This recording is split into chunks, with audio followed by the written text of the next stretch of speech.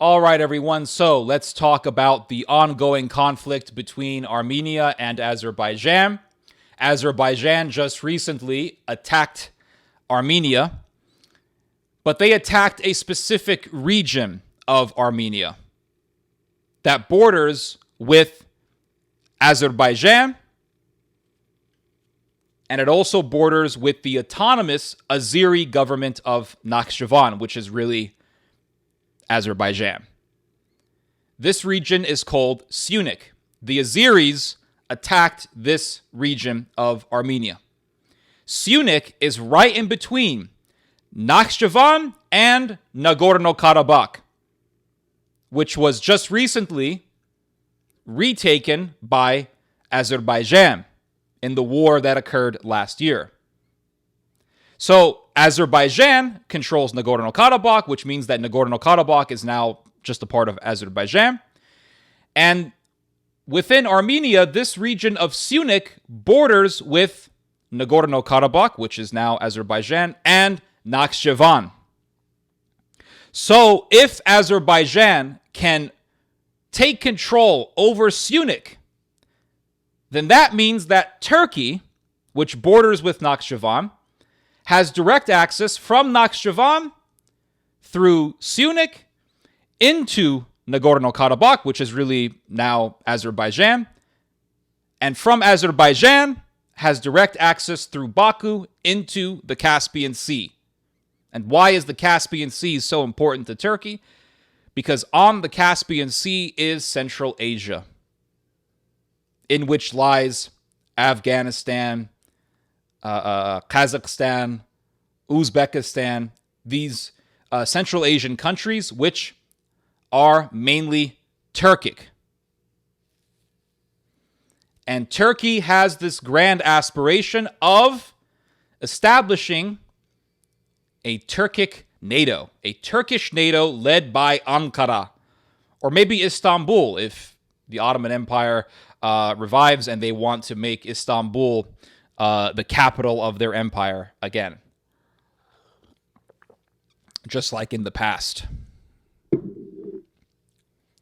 So there has been much tension between Armenia on one side and Turkey and Azerbaijan on the other side over a highway which would go from Nakhchivan through Armenia into mainland Azerbaijan.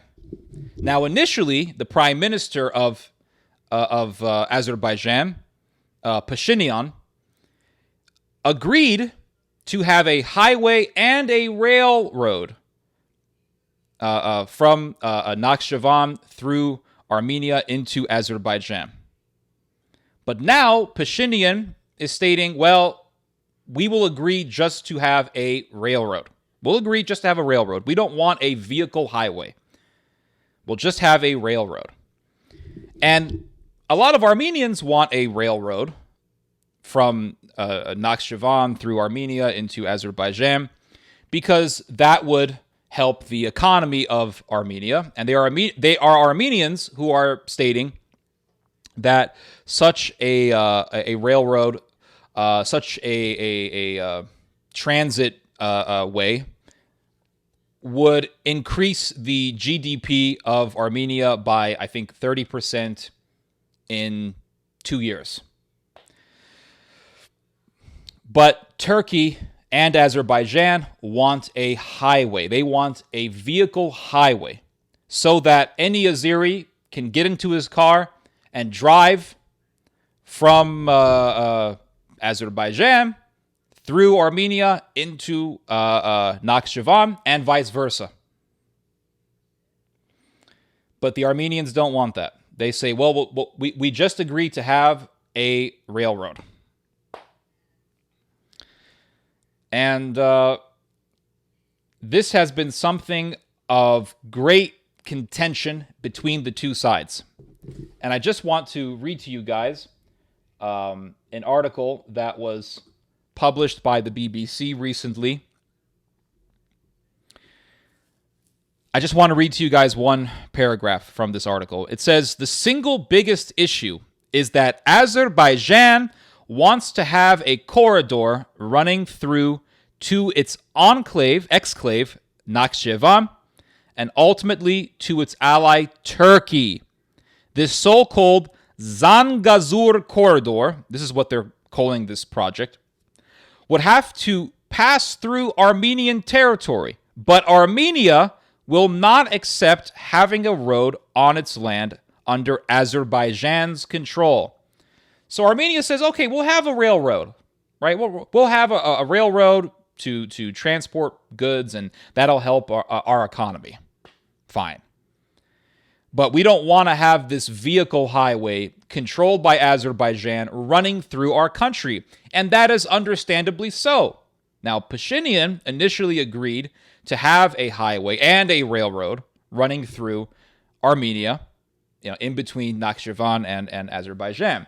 And I can see why so many Armenians really don't like Pashinyan. I'm not saying he's an evil person, but I can understand why a lot of Armenians have been frustrated with Pashinyan because he did make that concession. But Armenia, the Armenian government, is still resistant to this idea of a highway running through Armenia and under Azeri control. But the Turks have this grand aspiration, because with that highway, Turkey now has direct access through Armenia into Azerbaijan, into the Caspian Sea, from the Caspian Sea into Central Asia. I have talked about this numerous times in my videos and in my articles. This is ultimately a part of Turkey beginning to form its empire. And you can't have an empire without highways running through your territories.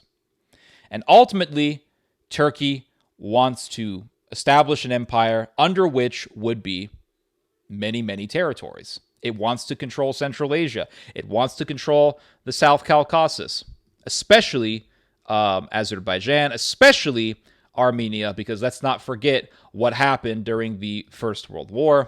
We all know what happened. The Ottoman Empire tried to exterminate all of the Armenians. The hatred, the evil, the vitriol, it's all there, lingering about and continuing to intensify. Now, the truce that was just done between Azerbaijan and Armenia was brokered by Russia. Russia also has its own interest.